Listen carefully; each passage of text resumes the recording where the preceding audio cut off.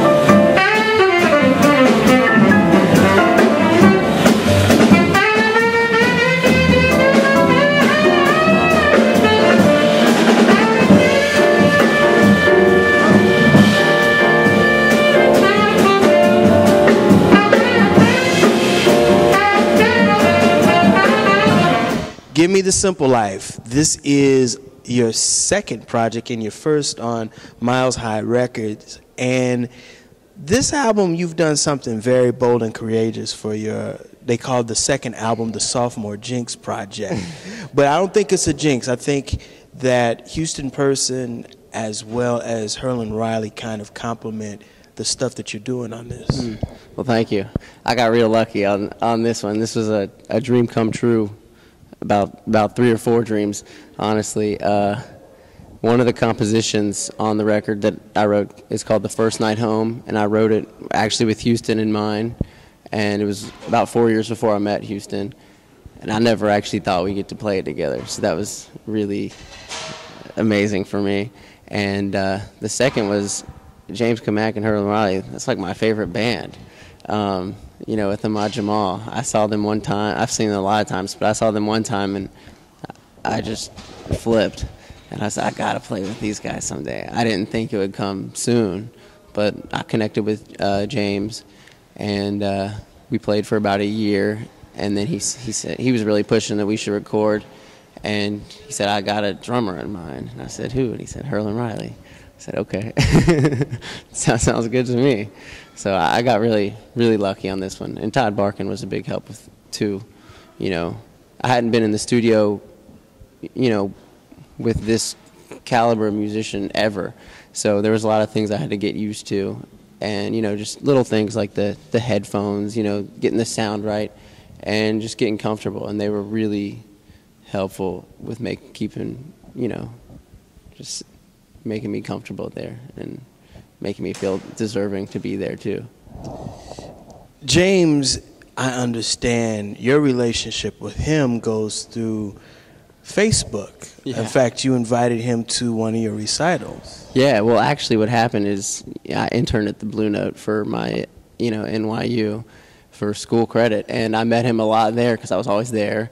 And I saw he got on Facebook, so I, you know, friended him, and he wrote me back, and he said, I didn't know you played piano. I guess my picture had me playing piano. And he said, keep me in mind for gigs. And actually the next night, my bass player for the gig couldn't make it, so I called him, and he came down and did it. And we hit it off from there. But actually, I think what you're thinking about with my recital was Houston. James did the recital. It was, you know, my graduation recital, but Houston actually came down and did it too. And that was very cool. It was early, you know, a Saturday morning, I think, about a year and a half ago. And he just came in this little classroom. There was only like 10 or 12 people there. And he played the, you know, my graduation recital. It was really, really nice of him. It was great.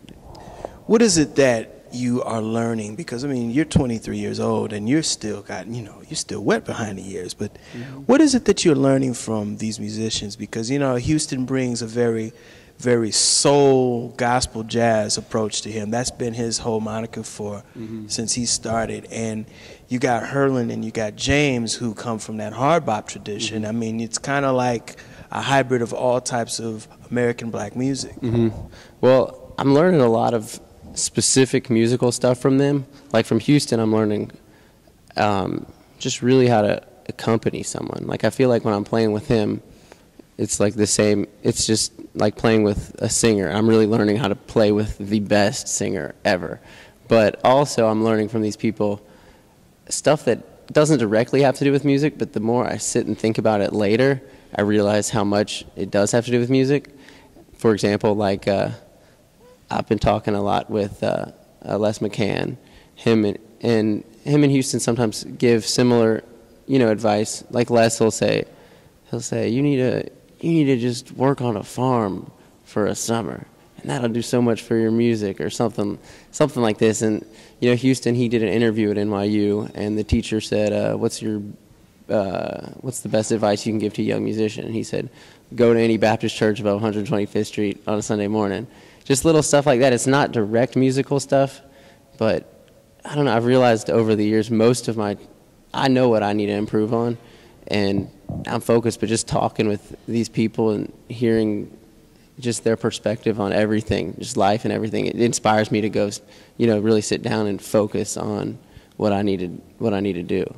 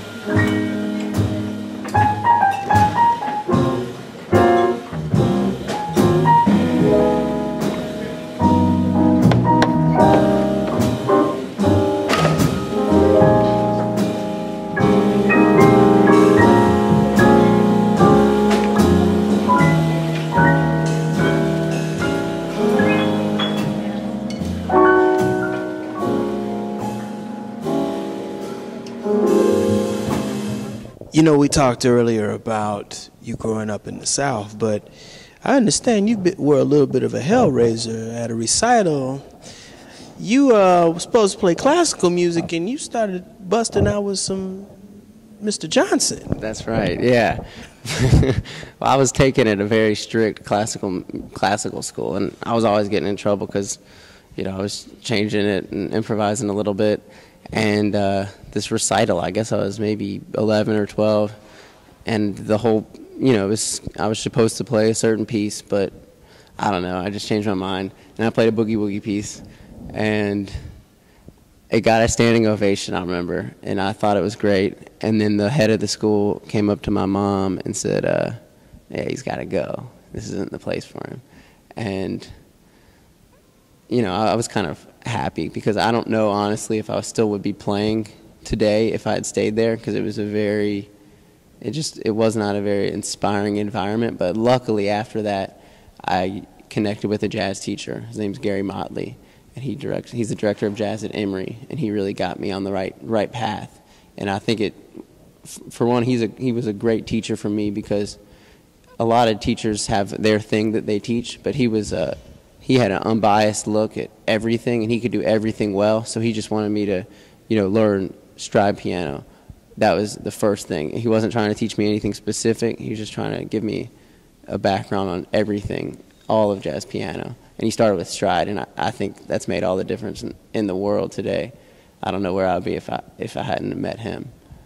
You know, stride piano is very, very instrumental in the rudiments of jazz music as well as American roots music, because it's a different style. And explain what stride piano is and why and how did it help you versus the classical vein.